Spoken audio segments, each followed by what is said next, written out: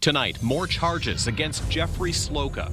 The additional accusations against the man who was just acquitted in a sexual assault trial. Inconsistent warnings. Can receive alerts even though they're not in the warned region. The reality with the emergency alert system exposed during yesterday's storms. Also, a big change at a tiny home community. I was sort of blindsided. I didn't expect it. Why the board of a Better Tent City in Kitchener is dissolving, and we've always been supportive of what a Better Tent City has created. Who's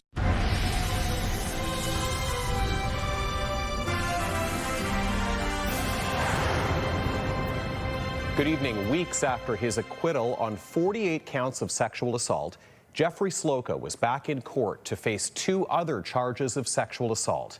CTV's Krista Simpson is here tonight with details. Krista. Tony Sloka, who is of course a former neurologist, made a brief court appearance on Tuesday in relation to these other charges, which are separate from the case that just ended. The 2 additional sexual assault charges were originally laid by police in 2022. Sloka's trial on the 48 counts of sexual assault was already underway at that time, having started in September 2021. The names of the complainants are covered by a publication ban. It's alleged the incidents took place in Kitchener between 2011 and 2013. Sloka is scheduled to return to court in July on this separate matter. These charges have not yet been tested in court. We reached out to Sloka's lawyers today but have not heard back. When Sloka was acquitted on the 48 counts of sexual assault back in April, Justice Craig Perry said he was satisfied there were medical reasons for the examinations Sloka performed. Tony. And Krista, we learned earlier this week that Sloka's acquittal is being appealed by the Crown, which wants a new trial, and you were in contact with 2 of the complainants who testified against Sloka. What did they tell you about this decision to appeal? Well, Tony, they tell me they have mixed feelings. While both women are supportive of the appeal, they also talk about the challenges of the court process continuing. One telling me in her words, the appeal is causing pain, heartbreak, renewed anger, and delayed healing. But yes, I was hoping for it. We have more of what they told us today, as well as our previous extensive coverage of this case over on our website, ctvnewskitchener.ca. Tony. Krista Simpson with new reporting on the Sloka case. Krista, thank you for that. Researchers with Western University's Northern Tornadoes Project have confirmed a tornado touched down near the Elgin County community of Belmont last night. London's south and east ends were also hit hard by the storms that swept through. CTV's Sean Irvin has more on the cleanup. The tail end of what is now confirmed to be a tornado is caught on camera by a local realtor. Matt Barr had just stopped by to fill his SUV with gas at a truck stop near Belmont. As he attempted to leave, swirling winds hit. So I noticed like a big wall of black beside me, and I thought, holy moly, what is that? And then I realized it's a tornado. And then I realized I'm in a tornado. The storm that crossed his path had already impacted areas of Lambeth and South London. Barr is grateful it was not strong enough to cause injury or heavy damage, but another track of wind did. The most widespread damage is here in East London, where multiple streets bound by Clark Road and Trafalgar saw trees uprooted. Some of those trees, including this one on Merlin Crescent, landed on homes. The residents reported they hid downstairs moments before the tree toppled. Across the street, another man and his wife were watching as tree branches, fences, and gazebos flew by. It was a roar like a train or something like that. It was a frightening couple of minutes, let's put it that way. 2 streets over, a large tree blocked roads and knocked out power. The winds so strong, an awning from a home was lodged into a tree. The rain was coming down so hard you couldn't even see 6 inches past the window, and then I knew things were starting to topple. This was just one street of many affected by power outages. London Hydro crews worked through the night and into Thursday, attempting to restore power. Meanwhile, work was underway to cut up and remove debris. This group from Family Tree Arborists were taken aback by the mess when compared to similar storms of the past. And I was in awe. I was pretty amazed. I would say this is like a 6 out of 10 or a 7 out of 10. Might have been a tornado because they were swirling. Looking at the damage to this apartment roof, his analogy seems probable. Yet below, the experts from Western University's Northern Tornadoes Project were looking at a set of criteria to determine if it was a weak twister or a downburst that tore through. Things like the length and width of the damage, whether trees and debris are all going one direction or whether they're going different directions. You can look at the radar to get clues that way as well. In London, Sean Irvin, CTV News. The severe weather prompted emergency alerts in several parts of the province, including here in Waterloo Region. But questions are being raised about how the alert system works, with some people receiving nearly a dozen notifications, while others heard nothing. Let's go to CTV's Alexandra Hollick now, who's been looking into this for us today and joins us live. Alexander, what's behind the weather alerts? Well, they're supposed to target people who may be in the danger zone or the region that could be impacted by severe weather. And those in surrounding areas could be looped in over and over again. See, there's 8 wireless alerts. They started at 6:21. Amy Caldwell says she was making dinner in her Cambridge home Tuesday night when an alarm began blaring from her phone. Not a cooking timer, but a tornado warning. It was concerning. I had seen tornado alerts before, and it was also concerning because there was no clear outline of where the alert was. Environment Canada issued tornado warnings for areas including Brantford, Brant County, Simcoe, Woodstock, and Oxford County. Other weather alerts were also in effect. There is the possibility that people that are not specifically in those regions, but near those regions that are connected to the same cell phone towers can receive alerts, even though they're not in the warned region. While Caldwell wasn't in the eye of the storm, she still received 8 alerts in less than 20 minutes. And she's not alone. I received 4 while I was driving in a very short span of time. Some of the notices were coming within 2 minutes of each other.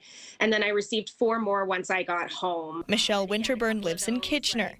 She says at the time, she found the frequent alerts annoying. It's frustrating in the moment, but I'd rather be frustrated and annoyed and roll my eyes a little bit at home than have to worry about the fact that there could be those who are impacted. Caldwell says the warnings should be taken seriously, no matter where or how often they go off. It's a real concern that we have, especially with our climate changing as much as it is. People do need to take them seriously, and I'm glad I did take it seriously and look up that it was not far from where I live where the alerts were. And that message echoed by meteorologists at Environment Canada, who say we are entering the severe spring and summer storm season in southern Ontario. So when you get that alert on your phone or across your TV, listen up and stay safe. Tony. All right, Alexandra, thank you. CTV's Alexandra Hollick live with that story.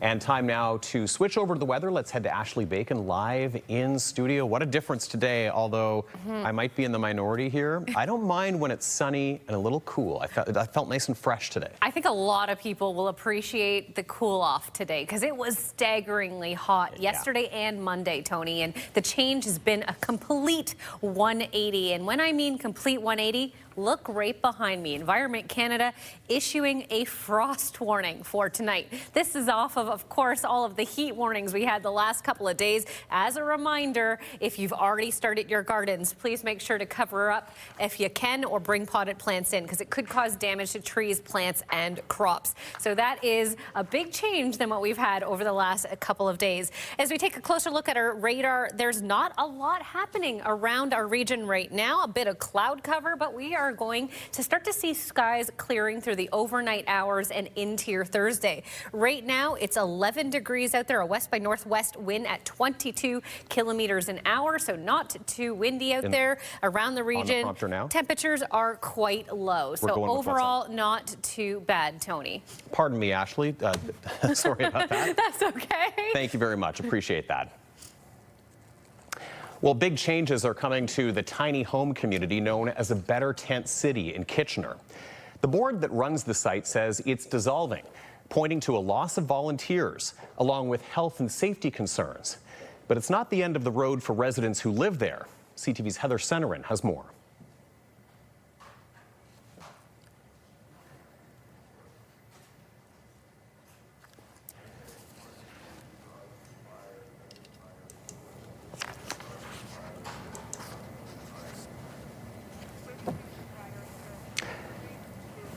My apologies, we don't have that report available, so we will try to get that for you a little bit later in the show. A local conservation group is raising concerns about the number of birds killed after flying into glass buildings in the region, and they're encouraging homeowners to step in and help. Apologies, this is not the story that we're going to next. The story we're going to now is a story about tires that are supposed to be recycled, which appear to be piling up at mechanics and tire dealers across the province. CTV's John Woodward has more for us. It's been busy at Amarjeet Singh's tire shop as many customers are switching from winter to summer tires. We have the more cars coming, more tire installing. When a tire he encounters is at the end of its life, it's supposed to be recycled. But try as he might, Singh can't get anyone to pick them up. I can see since maybe 2 months or 3 months, nobody came.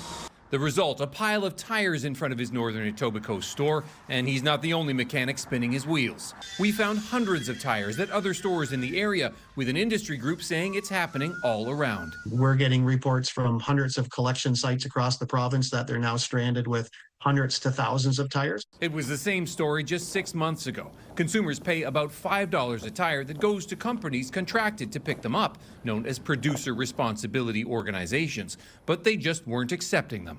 Ontario's government just finished consultations on proposed measures that would require these organizations to pick up from anywhere with more than 50 tires and guarantee a response time. We're basically teetering towards a tire crisis. But the NDP's Tom Rakocevic says that's not enough. He's calling for the recycling targets to be lifted from about 65% back to 90% where they were before these tire piles started being an issue. The producers got together, lobbied the government, they dropped the target down to 65%, and voila, you got tires everywhere because people are paying to recycle tires that are not getting recycled. The worst case scenario, a tire fire, just like what happened in Hagersville in 1990. Ontario's Ministry of Environment said in a statement it's reviewing the consultations and, to be clear, our government expects producers and producer responsibility organizations to collect and manage all end-of-life tires as they become available. That may take months, with the per-tire price expected to increase in the meantime to $6 a tire. Singh has one big question. I don't have any more room to where we're going to keep the tires.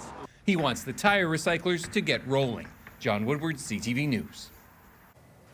Well, just ahead, the incident at the University of Western Ontario that has artificial intelligence in focus, how one professor raised the alarm over concerns that credentials could be compromised.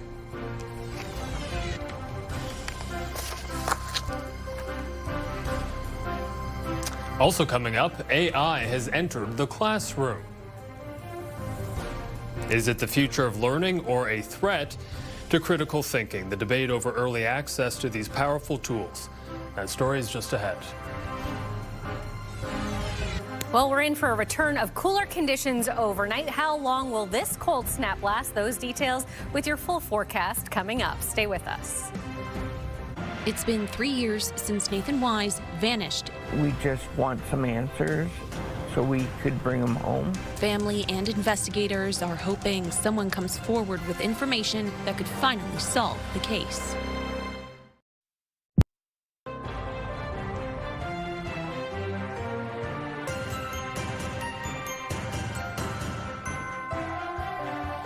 Artificial intelligence is making its way into Waterloo Region classrooms, with both local school boards now introducing approved AI tools for some students. Supporters say the technology is already part of daily life and students need to learn how to use it responsibly. Others warn it could hurt critical thinking skills. CTV's Spencer Turcotte's been speaking with those who share the different perspectives and joins us live. Spencer. Well, Tony, both school boards say this isn't about replacing learning with chatbots, but they recognize the concern when it comes to younger students using these tools in a safe and responsible way. AI is not just a free-for-all. Artificial intelligence is no longer a future concept for Waterloo Region students. It's becoming part of the classroom experience. We wanted to make a deliberate choice to be in the room with our students as they encounter this technology, rather than leave them to navigate it alone. Both the public and Catholic school boards have introduced approved AI tools for students, with teacher oversight and restrictions on how they can be used. We were very careful when we vetted each of the the approved resources for safety, privacy and safety before it ever reached any of our students. The students at the Catholic board can start using approved AI software in grade 6. At the public board, they can start in grade 7, although officials stress the technology is optional and teachers remain in control of when it can be used. Students do not have to engage with or use this tool. It will certainly allow for the foundational skills in reading and mathematics and all of that happens, and all that development that happens up till grade 7 to occur. But as schools embrace AI, some experts worry students could become too dependent on it. The need to validate and understand the output of these models. And the skill that's needed there is critical thinking. These tools can hallucinate and make up things. This University of Waterloo computer science professor says she's had her own students rely on AI to do the learning for them. He had never read an article. He had never read a book chapter. He put everything into ChatGPT or Claude or one of these tools and had it summarized for him. That's really scary. And that's somebody who's got some maturity under their belt. Michael Pavlin, who uses AI in his own research at Wilfrid Laurier University, says the technology can be helpful, but worries excessive reliance could weaken important learning skills. I have a 12-year-old and a 16-year-old. I think we should be using an abundance of caution here. We've seen things go off the rails with social media. Jennifer Flanagan is the CEO of Actua, an organization that works to build the confidence of youth in science and technology. She says avoiding AI altogether is nearly impossible at this point. The reality is that the train has left the station. AI is not going away. We want to have people who can use AI in a way that helps us solve some of the world's big problems. So as the level of concern varies depending on who you talk to, it seems most can agree that the challenge isn't stopping AI from entering the classroom, it's making sure students are still the ones doing the thinking.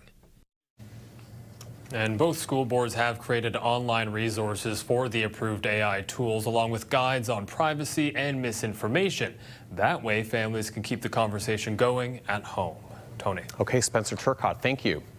And these changes come as Western University, a professor there, is alleging that the majority of students in one of his classes used artificial intelligence to cheat on the final exam. Tech experts and educators believe it's a problem that universities and colleges need to get a better handle on before academic credentials become compromised. CTV's Brian Bicknell reports. Beyond these halls of higher learning, an unpleasant truth that has one professor uncovering lies. But a common sentiment that I've heard in speaking with students is you're at a great disadvantage now if you don't try to take these shortcuts because you can't compete. Jacob Shelley is a professor at Western University's Faculty of Law and School of Health Sciences. He alleges the majority of the 288 students in his healthcare law course cheated on their April 24th final exam using AI. The rules were closed book, independent, and no use of external sources. It was half written answers and half multiple choice. I had 8% of my class achieve 100% on the multiple choice, 55% over 90%. I've never seen marks like that in 20 years of teaching. And then when I went to the written answers, it was very clear that there was a disconnect. Information I didn't teach and that I can't believe they knew, or the use of very specific structure that was replicated across multiple students, framing it and writing it almost identically. He says he decided not to use proctoring software because he believes it does not prevent cheating. The availability of these AI tools has also never been greater. They're incredibly easy to use.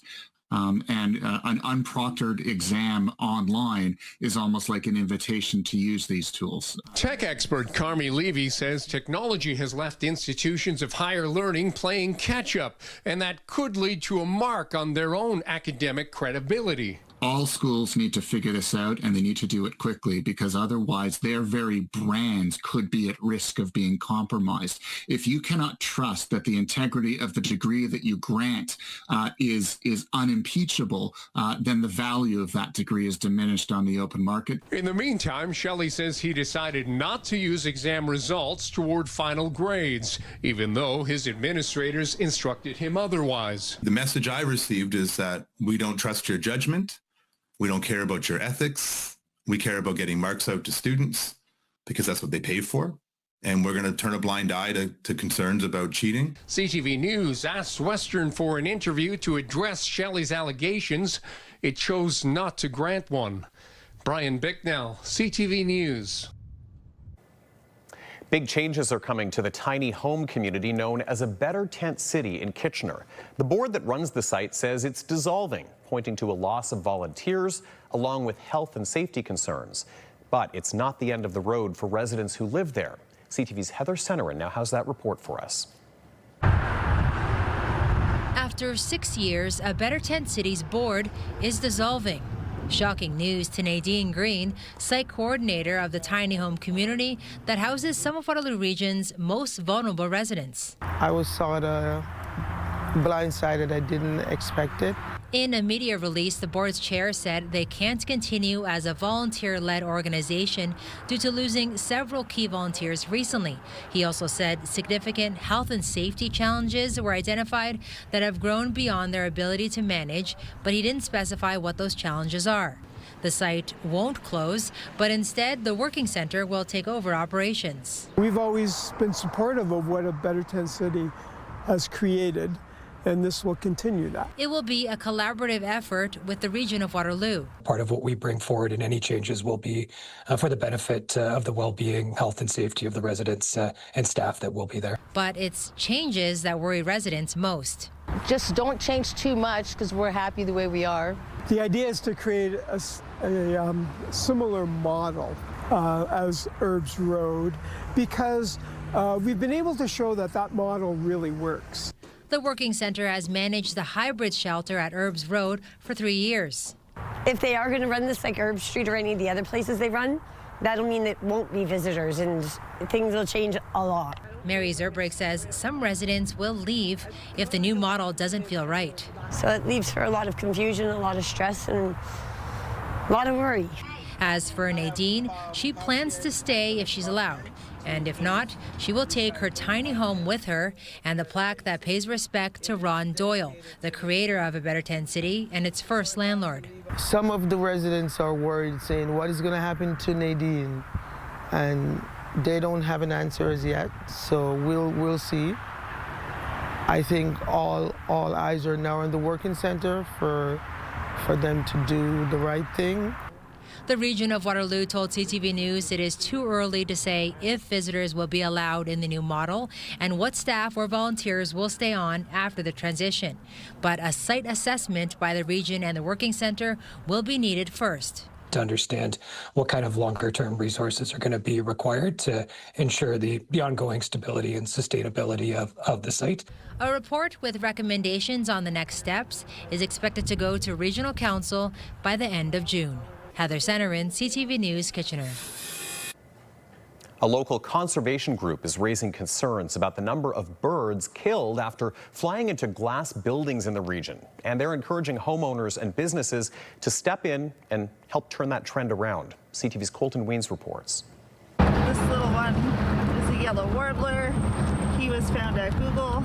It's one of the around 40 to 50 dead birds Meredith Blunt has collected outside the Google building in Kitchener since last August. And in that time, Bird Friendly Kitchener has collected around 230 dead birds around different glass buildings in the city. We had some suspicions about certain locations in downtown Kitchener, created patrol routes, and started monitoring. Blunt says, like many modern buildings, Google has windows that reflect the sky and nearby trees, often tricking migratory birds looking for food or rest. We found birds on every side of the campus. Blunt says they did arrange a meeting with Google, but no one showed up. We're really not trying to vilify anyone. I honestly believe that some of this is just not knowing and a lack of education, and that is what Bird Friendly Kitchener is here to do. We know about these things. We want to share our knowledge. They have shared their findings with the University of Waterloo and the City of Kitchener. The city was already in the process of replacing old windows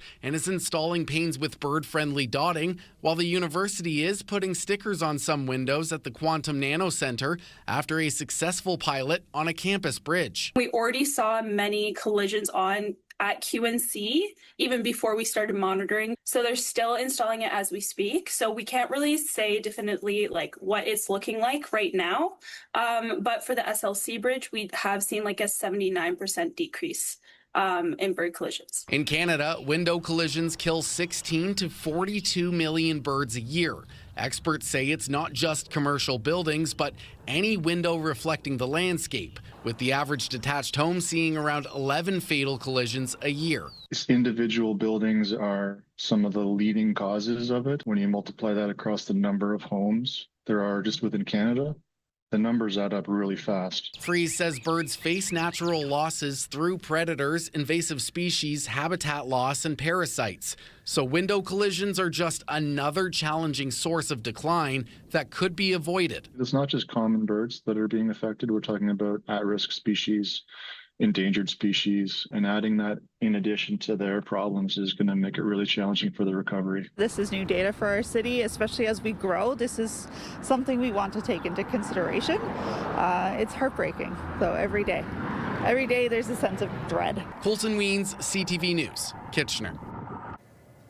And a live look toward Kitchener from our tower camera. We enjoyed a lot of sunshine today, but certainly cooler conditions. Ashley's back with our forecast in a few minutes. And also ahead, new jobs coming to the Woodstock area, plans for a new plant in the farm-rich region. Next, though, an updated price tag for a world-class event, how much it's costing Canadians to host the FIFA World Cup.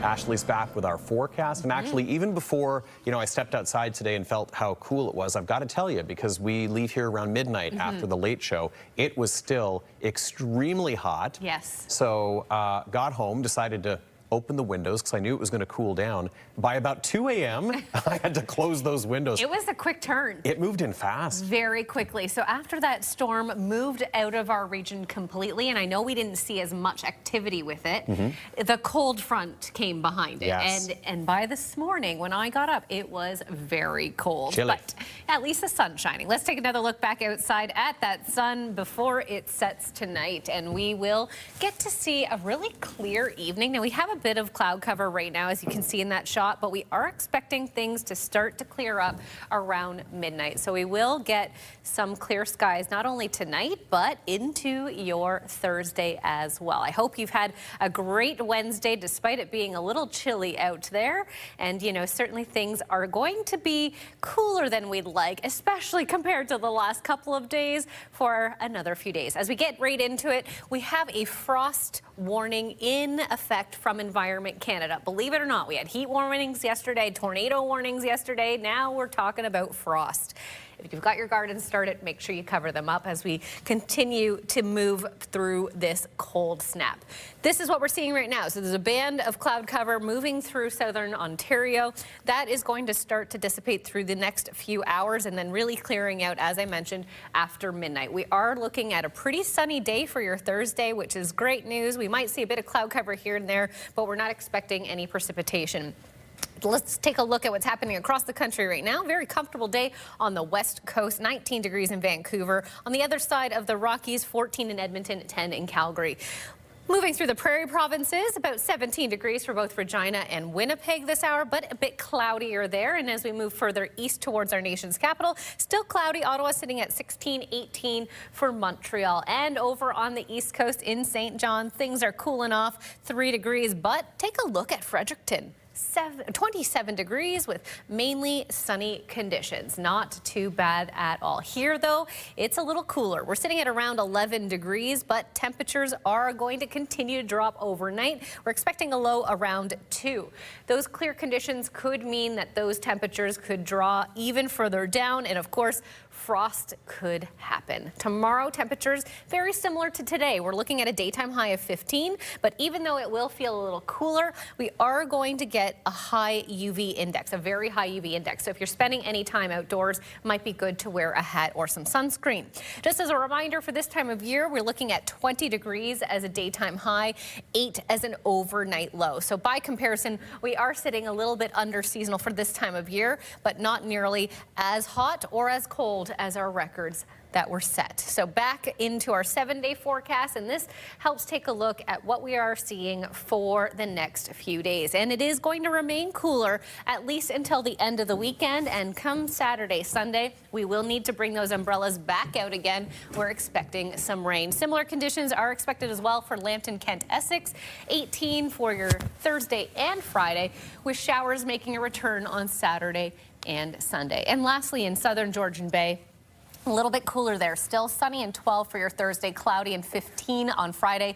And you as well should expect to see some rain activity through your weekend. A high of just 13 on Saturday, but at least going up to 19 by Sunday. Okay, let's take a look at today's Weather Watcher picture sent in from Teresa, who snapped this photo last night around 8:20 p.m. on Queen Street in New Dundee.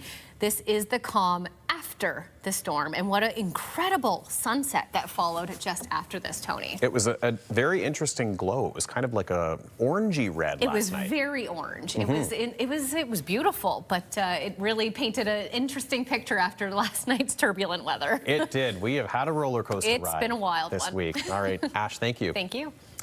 Well, we are now getting a clearer picture of how much Canadians are paying to host FIFA World Cup matches beginning next month. A federal report says taxpayers will spend more than $1 billion. CTV's Andrew Johnson has more.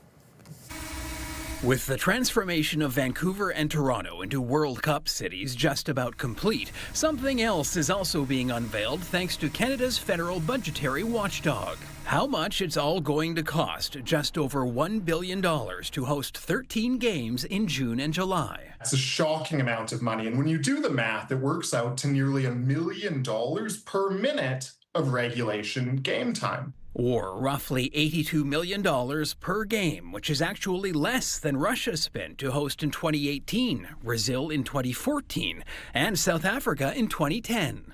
But one sports economist points out, with Canada co-hosting alongside the U.S. and Mexico, what we're paying for doesn't quite compare. We're not getting any of the major elimination matches. We thought that if we were hosting the World Cup, we would actually see something of consequence. The report indicates close to $500 million for FIFA is coming from Ottawa, the rest from provincial and local governments, to pay for things like security, infrastructure, and stadium upgrades. FIFA estimates a multi-billion-dollar economic benefit for Canada. BC's premier last week predicted the tournament will bring 1 million visitors to Vancouver over the next 5 years. The mayor has led the charge. This is an amazing opportunity.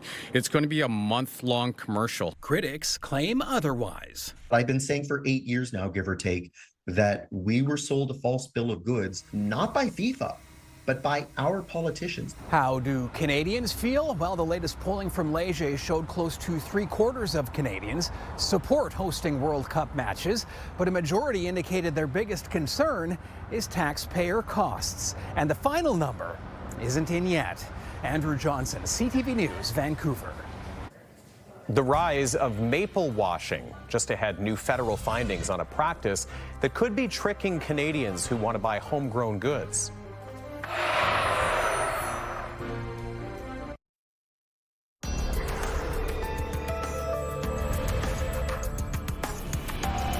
A new poultry processing plant is coming to Woodstock. CTV's Jerry Dewan has more on the plant and what it will mean to the region's economy.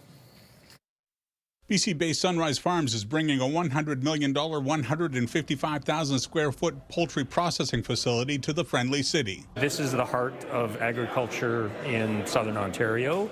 A lot of chicken farmers in this area, and we felt that putting the processing plant in this area would help support that agricultural base. The provincial government is providing $4 million in funding through the Invest Ontario Fund. To respond to the Trump challenges, we've coined a phrase. He has become the Trump accelerator. Fideli says the province attracted 750 companies last year with $35 billion worth of investments. He says every new business investment sends a powerful message. That's exactly the kind of confirmation we need from companies that Ontario is the right place to do business. While Woodstock has been known as the dairy capital of Canada, the identity of the city changed dramatically 20 years ago. We recognize we are very automotive based. Toyota put us on the map in 2007, and we're forever grateful for that kind of commitment from a global company. Still, Accioni says fostering economic diversity and growing the agri-food processing base is critical. We are proudly diversifying. We've been very actively in the last few years looking at other opportunities. Work is already underway on this property in southeast Woodstock that will be home to the Sunrise Farms facility. They expect it to be ready for production by the end of 2027. We're looking at this as kind of a beachhead, and we're hoping to expand our business here. So we're building the plant essentially to be able to increase capacity in the future. Poultry processed at the Woodstock facility will be distributed under the Sargent Farms brand, and it will be halal certified to appeal to a diverse customer base. In Woodstock, Jerry Dewan, CTV News. All right, recapping our top stories with Leanne Evans in studio for the latest. And Leanne, Jeffrey Sloka back in court to face 2 other charges of sexual assault. And it comes just weeks after his acquittal on 48 counts of sexual assault. The former neurologist made a brief court appearance Tuesday in relation to these other charges, which are separate from the case that just ended. The 2 additional sexual assault charges were originally laid in 2022. It's alleged the incidents took place in Kitchener between 2011 and 2013. Sloka is scheduled to return to court in July on this separate matter. Cleanup continues after severe storms rolled through southwestern Ontario yesterday. Researchers with Western University's Northern Tornadoes Project have confirmed a tornado touchdown near the Elgin County community of Belmont last night. London's south and east ends were also hit hard by the storms that swept through. Yeah, some wild scenes of damage across many areas, Leanne. And online tonight, we've got some details about why a Kitchener elementary school closed early today. And Tony, it was due to a water issue. Students at Queen Elizabeth Public School were sent home as the school shut down after its water supply was shut off. To find out more about what happened, you can scan the QR code, download the CTV News app, or go to our website, as always, ctvnewskitchener.ca. Tony. Okay, Leanne Evans with our top stories. Thank you very much. Thank you. Purchasing dogs for protection is on the rise, with many seeking the animals for peace of mind. CTV's Karis Mapp has more. Don't let these friendly faces fool you. One word of command, and these furry companions will leap into protection mode. They're just neutral, happy-go-lucky dogs that you can absolutely pet. You can have guests in your home. You can have kids play with them. That's the majority of it, right? What they also have the ability to do is to deter. That's your bark on command, they will bite on command, and let go on command as well. Aus, Platz. Clients from across the country seeking protection from the St. Agatha-based business. I am hard of hearing, so he also lets me know when there's somebody coming from behind. I live in downtown Kitchener, and while I don't live alone, I am the one who takes the dogs out and go around. Demand for the dogs, who are trained and sold for roughly $50,000, is on the rise. Historically selling 3 to 4 a year, Ryan Ralph says he's seen a shift in the demographic of people now looking to purchase the animals. It's no longer just the typical people you would expect to have a protection dog, security details, private executives. It's the average family these days, right? We're more than a dozen dogs every year for the last 2 years, and it's not normal. The rise seen across the industry. I would say 4 years, but the last 2 years, we've really seen a big influence in the need and request for the family home protection program, for sure. With clients looking for dynamic home protection. They've seen maybe a story that hits too close to home, whether it's a break and enter, whether it's a snatching. They're afraid to sleep, their kids are in the house, and all these events happen when their families are home. Special licensing is not necessary to buy a guard dog, with responsibility falling under the Dog Owners Liability Act. But former OPP Commissioner Chris Lewis says, given his history working with canines, animals can often be unpredictable or even dangerous. You're better off with alarms and lights and proper lock systems for your house. And if you want to have a dog that will bark and scare the heck out of someone and prevent them from coming in, as opposed to one that may attack a friend, a family member, or yourself. If you do choose to explore the guard dog route, Perry warns to do your research before buying. You're buying a security asset, not just a companion, but it's a protector that's going to be involved with your family and your pattern of life. Kara Smapp, CTV News, St. Agatha. And we're going to take a quick break. We'll be back in just a couple of minutes. 5K a Day is back on 105.3 Virgin Radio. Listen to Jeff KP and Backstage Ben for your chance to win $5,000 every weekday. 5K a Day, Virgin Radio.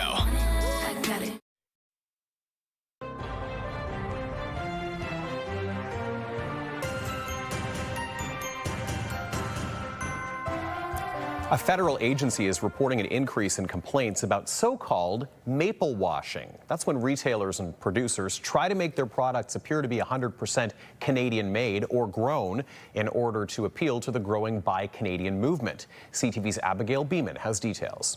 Do you tend to look for origin on what you buy? Yes, I do. I try to get Canadian. Trade tensions with the U.S. have many shoppers looking to buy Canadian where possible, and they tell us they don't appreciate attempts to maple wash. People are trying to sort of vote with their dollars when it comes to what they want international policy to be. It's not fair. It's not right. I want to know where it's coming from. The Canadian Food Inspection Agency says complaints about maple washing are on the rise, 400 since the start of 2025 when the trade war heated up. Classic situations of false representations or misleading advertising. Joey Zukran is one of the lawyers behind a yet-to-be-certified class action lawsuit taking aim at a string of stores with examples like a maple leaf beside a can of soup that says product of USA and tomatoes advertised as a product of Canada that say product of Mexico. The allegations in the lawsuit are clear that this was done to attract or touch on the sensitivity that many Canadians have shopping, especially in these times. Not all products at Canadian grocery stores are even required to have their country of origin listed. There's no official logo for Made in Canada, and according to the CFIA's own website, a maple leaf on a product doesn't necessarily mean it's Canadian. We need stronger penalties. We need greater enforcement. In addition to consumer confusion, this entrepreneur lecturer says maple washing is unfair to Canadian suppliers who can lose business in the process. Some kind of a certification mechanism would help. Of the big retailers, only Sobeys and Loblaw responded to a CTV News request by deadline. Both acknowledged some isolated incidents they say they worked quickly to fix. Loblaw companies were slapped with 2 of the 7 fines the CFIA handed out. Abigail Beeman, CTV News, Ottawa. Abigail, thank you. And Ashley, I think you have something that's distinctly Canadian, a frost advisory on the 20th of May. You know, you said it, Tony. What's more Canadian than this right behind me after a heat warning yesterday? We know tonight's going to be cold, but what will tomorrow morning bring us? I'll have those details after this break. Start your night off with E-Talk, followed by The Big Bang Theory. Then take a break from that and watch MasterChef at 8, The Floor at 9, and then back to Big Bang, back to back.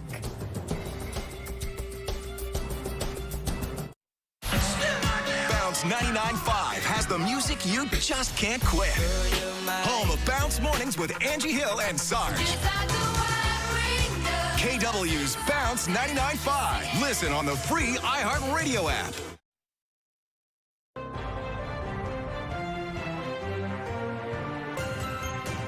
All right, we're heading over to Leanne now to see what's coming up later tonight. And we've kind of got a smile on our face, Leanne, because we can see the first couple of words in the prompter. And I'm dying to hear what this is all about.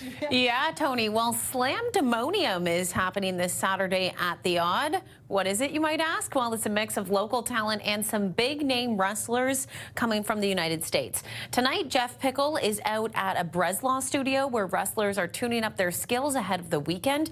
So he's going to have more on how they are preparing for the big show that's coming up tonight at 11:30. Tony. All right. Well, wrestling is big stuff in a lot of people's minds. I know that for sure. So that's going to be quite the show. Leanne, thank you.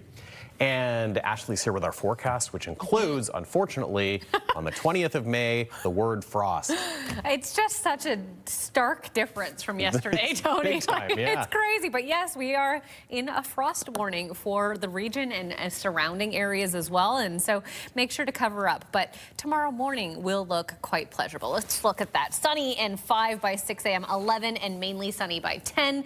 I know it's not the 29 degrees we felt yesterday, Tony, but that's not a bad way to wake up in May. No, it's not. But to your point, I heard people on Sunday and Monday talking about opening their pools. Yeah. And just making sure the water was warm enough, the heaters were on in the pools. I spent most of those days in my patio, on my patio. So. Do not blame you. It's Yeah. a good place to be. It is indeed. When it's warm. Well, regional police were out helping cyclists today, making sure their bikes are protected from potential theft. It's all part of a partnership they have with 529 Garage, working to prevent bike theft. The free bicycle registration program encourages residents in Waterloo Region to register their bicycles by uploading details like the serial number, photos, and ownership information. If a bike is ever stolen, owners can log into their 529 Garage account to report it and trigger a community-wide alert. The service partnered with the organization last year to launch the initiative. Today, officers were out in Cambridge and Kitchener helping cyclists sign up. The last thing you need is, like, you park your bike out, you lock it up, you think it's safe. The next thing you know, you're walking out of the store and it's missing. It's like, what do you do next, right? There's so many bikes. Well, now mine's registered. We'll be able to find it, no problem. I'm really confident. I'm really grateful that this is an opportunity for me and my bike. Officers will be on Gaukel Street in Kitchener between Charles and Joseph Streets on Friday from 1 to 8 p.m. to continue to help with that registration and answer any questions people might have. And Ash, I'm not a cyclist, but I know that, I mean, that sounds like a great idea to me. And I know they've had really good uptake on it each year that they've done that. Well, I'm not a cyclist either. And if you watched our 5 o'clock program, Lee and I tried it today getting in the game. And, you know, we might need some more practice. But that's an awesome program. I felt like this somehow might be on topic, but that's another story for another day, isn't it? Yes.